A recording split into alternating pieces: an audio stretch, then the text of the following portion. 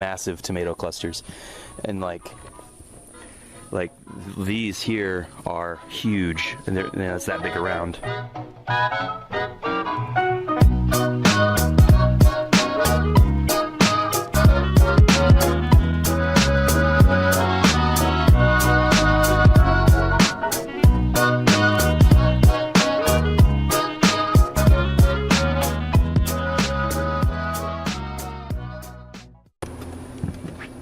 Alright, wanted to give you a tour of the urban yard, partially for posterity. Since we closed on the farm yesterday, we're going to be moving the next couple months, and this is basically the last production season that I'll have here. So I wanted to kind of record it for posterity, kind of be able to show it to everybody going forward, and you know, a lot of things, a lot of reasons why. Probably gonna do a quick overview of the different systems that we have, and I'll probably start top to bottom. I think that makes most sense, from the top of the watershed down to the very bottom, and just quick few minutes on each. There's a handful of systems here, so that are going to be cool. So let's get to it. Alright, I'm kind of standing in the corner of the front yard. Give you a little spin here. The sun's out, it's in the evening. So this is the very top part of the watershed. Water will flow through into this bed, come out here and here. One of the big goals was capturing, retaining both resources and water. When we got here, this whole area was nothing but runoff and mud and hardpan from just water sheeting off. So we planted plants that could root themselves quite easily, and then started capturing water. This whole fence thing was put in. The gutter empties into this.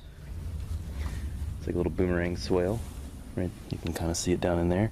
It's a little overgrown, but I never did get a chance. And that feeds this tree. This is, of course, a fruit tree. He's a little young one here, but he's, of course, this is his first year in the ground. But anyway, it's an apricot tree. Coming along the side, this is a white mulberry. You can see it's actually a mulberry.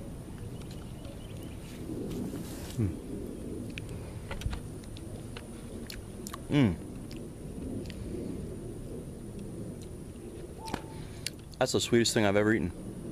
That's like pure sugar. Whoa. I want another.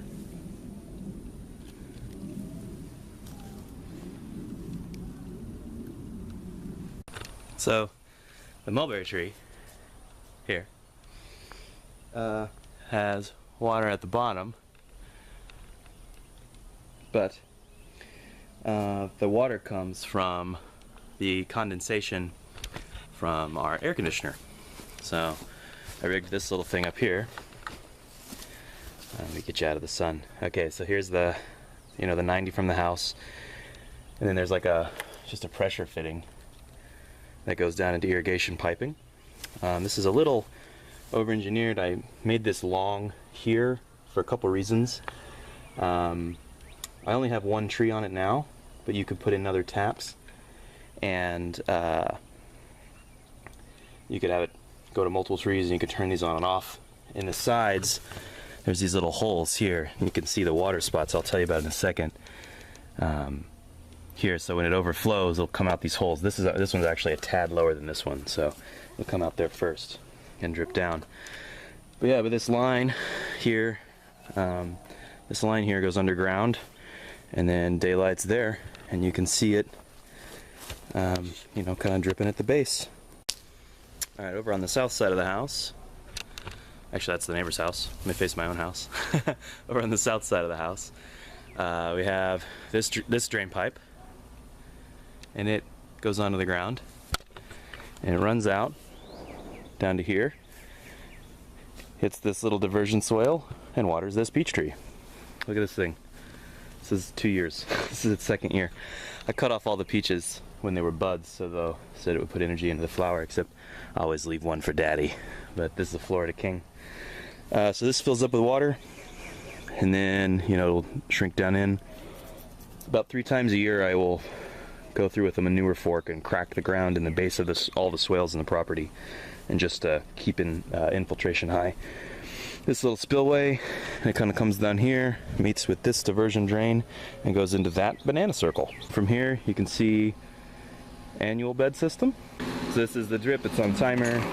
Oh my, I should have brought my screwdriver to lift this up. But inside here is a fertigation injector, which is basically just a container you can put watered down fish emulsion into, and it'll shoot it out through the irrigation heads.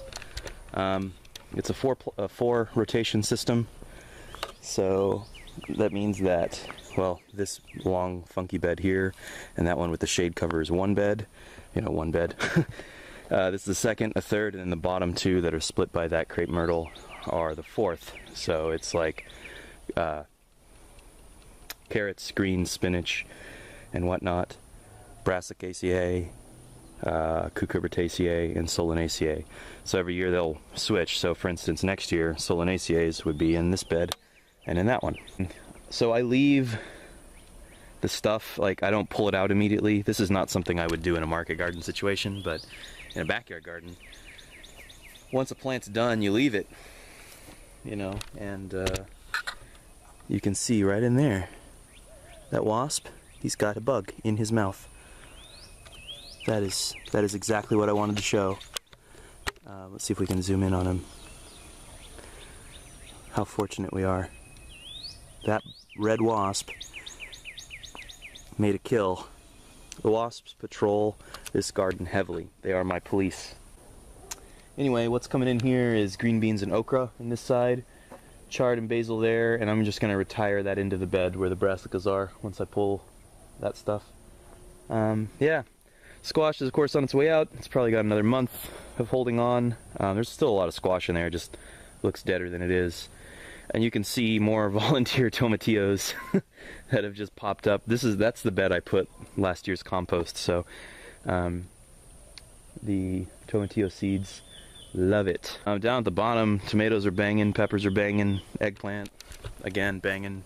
Solanaceae is like, well, it's a high performer, that's why everyone grows it, right? Because it just loves hot, it loves sun, and we got tons of it. Let me give you a shot here. I mean, just massive tomato clusters, and like these here are huge, and it's that big around. Big bells, beautiful. I gotta take these. It's gonna be a good harvest day tomorrow. What else? Yeah, I mean, there's just tons and tons of fruit in here. This down here, I never finished this. What I had intended, this is down below the crop, annual gardens. What I intended here is, if you can see, these are contour lines of trees, so I just took contour off of where the established trees are, and they happen to be pretty equidistant. What I wanted to do was grow a line of medium-sized trees here, and another line back there, stuff that's only going to get basically as tall as this, right? So you're still going to get a lot of good filtered sun. And here, grow Jerusalem artichoke, and in that second row grow potatoes, Yukon Golds, because they do really well here. Both of those do. And you just, this width here on the ground is about double broad fork range, so you just break up the soil, plant the stuff, and go from there. Harvest what you want to eat. You know, you can chase little potato mounds and dig up tubers, and what you don't eat becomes next year's crop, decays in the soil, and will help break up that really heavy clay, because we have really heavy clay. There's a stone path that divides the yard here. This was my first ever permaculture experiment. I've come a long way, let's just put it that way. My first ever permaculture experiment was hugelkultur, which is hilarious. Those of you who are in Texas know what a bad idea that is. So this absolutely didn't work out. I'll probably make a video on why I don't like hugelkultur. And why it's not for me, you know. Part of it's because I don't live in the cold. It's frigging hot here. And we're borderline, I heard this on NOAA, you know, that San Antonio is now officially in zone 9, right? So you want to talk about climate change, we're like another zone higher now. Anyway, yeah, so we're not getting any colder. On the nice side, we can probably grow papayas soon, which is cool. Okay, up here, this is the herb garden. This is the very first thing we put in, actually. This is what I would consider to be our zone 1. This in the front yard. In the front yard, I actually would grow shade-friendly herbs. And in here, you know, this gets a little weedy. But we have fennel, dill, parsley. This is a big tarragon forest. This is some spearmint, I believe. Yeah. Spearmint, another parsley, more dill. This is oregano right here. If you know where to look, this place is full of food. Well, herbs, full of flavor. Rosemary bush, some thyme, some borage. You know, a little random lamb's ear in here. I don't know where that came from. We didn't plant it. More parsley, peppermint. A lot of stuff in here. It's cool. To me, it's kind of like a nature hunt. There's some cool sorrel. It's kind of like a hunt, you know, and you often forget where things are, and it's just kind of cool. So this is our kind of more perennial tree system. Let me show you here. This gutter that you can see there goes underground into that tube, goes under these cement, and it comes out over there. We'll get there in a minute. This here is, oh, hey little guy, it's a lizard, just chilling. Can we see him? Just looking at us. Hey buddy, it's good. There must be goodies in there. Oh, this is called Mexican honeysuckle. This is a great bush. It stays in flower later than anything else in this area. So it's also a great chop and drop. At the end, you know, once the first touch of cold, it's gone. Cut it down at the base, it grows back twice as big every year. I don't take care of it, I don't water it. It's completely established, and it makes this amazing, thick ecosystem, really.